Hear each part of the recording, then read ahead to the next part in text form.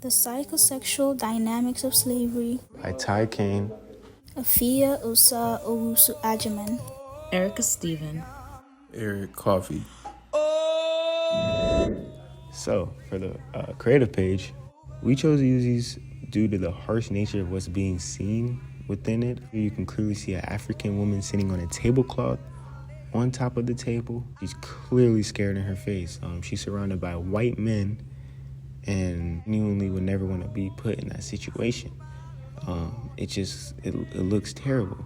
I would say that this symbolizes a certain disassociation of humanity due to the woman being clearly treated as something that's less than, because everyone's looking at her. It's like she's a dog being told to sit. And I feel like that genuinely kind of shows the harsh nature of how scary it is to be in that predicament where it can just be you and multiple people. You never know what's going to happen. For this next picture, you guys going to see, I feel like this is pretty heartbreaking to me. You can see there's multiple African-American women represented as house slaves feeding into this world that they think is normal, you know? They're just going by, doing all of these chores, as you can call it, but back then, like, they're represented as chores, but now we know that it wasn't such as that. The white ladies having a nice relaxing day while the African Americans are forced. I feel like they're honestly being oppressed, and it's really sad to see due to this being a normal thing for them when it's really not. So for our table of contents, you guys are going to see our autobiography, theme, settings, characters, personal reflections, works cited, and a conclusion. And of course, we're going to add in a couple creative pages so you guys can really try to get a grasp on what we're trying to represent here. We'd like to share some key facts about Harriet Jacobs, a remarkable figure in American history. Harriet Jacobs was born on February 11, 1813 in Edenton, North Carolina, into the harsh realities of slavery. Despite her circumstances, she received some education from her grandmother, who was a skilled enslaved woman. In 1835, Harriet made a brave decision to escape from slavery, fleeing to the North in search of freedom for herself and her children. To share her story, she published her autobiography titled Incidents in the Life of a Slave Girl under the pseudonym Linda Brent.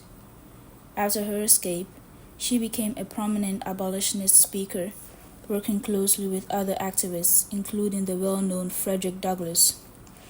Harriet was one of the first women to openly address the sexual exploitation of enslaved women, advocating passionately for their rights. Her groundbreaking book was published in 1861, making it one of the first narratives written by an African American woman.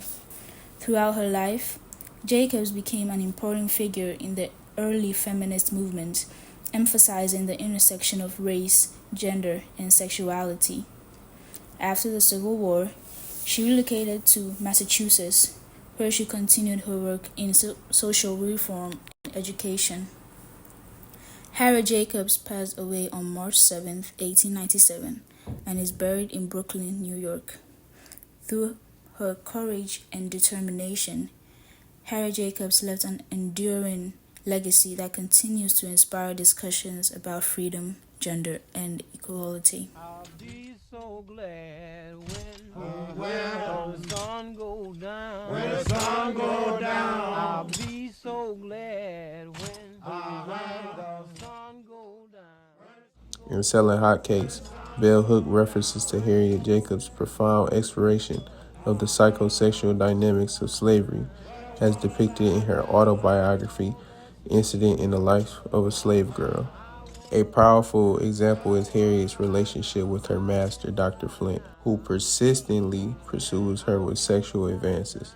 This dynamic illustrates the severe power imbalance inherent in slavery. Slave women were not just stripped of their freedom. Their bodies were sexualized. They were constantly being harassed sexually and just simply looked down upon as objects of desire. In Incident in the Life of a Slave Girl, Harriet Jacobs describes the antebellum South, particularly Edenton, North Carolina, where she experiences the brutality of slavery. The setting is marked by oppression plantation where enslaved individuals live under constant surveillance and threat of violence. Jacobs highlights the emotional and physical constraints that shape their life, particularly for women who face the added danger of several exploitations. Through this depiction, Jacob aims to expose the dehumanizing effects of slavery and to illustrate the struggles for autonomy and dignity in a world designed to strip them of both. Two significant characters that embody the psychosexual dynamics of slavery are Harriet Jacobs and Dr. Flint, who was her master. Harriet Jacobs represents the resilience and struggle for autonomy faced by the enslaved women. Her fierce determination to resist sexual advances and protect her dignity reflects her fight in a system designed to strip her of everything. In contrast to Harriet Jacobs is Dr. Flint, who symbolizes the oppressive system that enables sensible exploitation. This character exemplifies the brutal power dynamic inherent in slavery. A quote that encapsulates the psychosexual dynamics of slavery in Harriet Jacobs' work is slavery is terrible for men, but is far more terrible for women. This statement highlights the unique and intensified suffering that enslaved women endure, emphasizing their vulnerability in a system that exploits their labor and bodies. Sometimes, if you rebel, the overseer would kill you. Us colored women had to go through plenty, I tell you. My mother's mistress had 3 boys. One 21, one 19, and one 17. Old mistress had gone away one day, and mother always worked in the house. While she was alone, the boys came in and threw her down on the floor and tied her down so she couldn't struggle. And one after the other used her as long as they wanted for the whole afternoon. Mother was sick when her mistress came home, and when old mistress wanted to know what was the matter with her, she told her what the boys had done. And she whipped them. And that's the way I came to be here.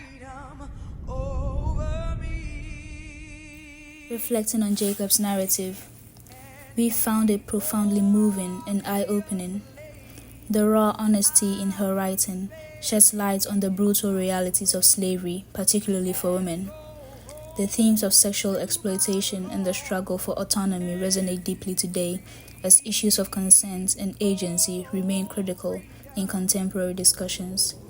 Jacob's resilience inspired us, as it serves as a reminder of the strength found in the fight against oppression, making her work relevant in our ongoing battle for equality.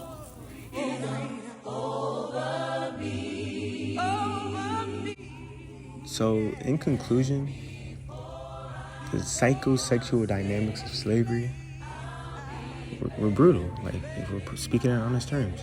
Throughout our presentation, you can see a lot of brutal pictures, and I know we said a lot of pretty brutal things that go along with it. It was a good experience, however, to go through and talk about something like this, because we do need to be in tune about everything that happened, and we really did enjoy that we were able to represent this and present this to you guys, and we hope you guys enjoyed it. Thank you.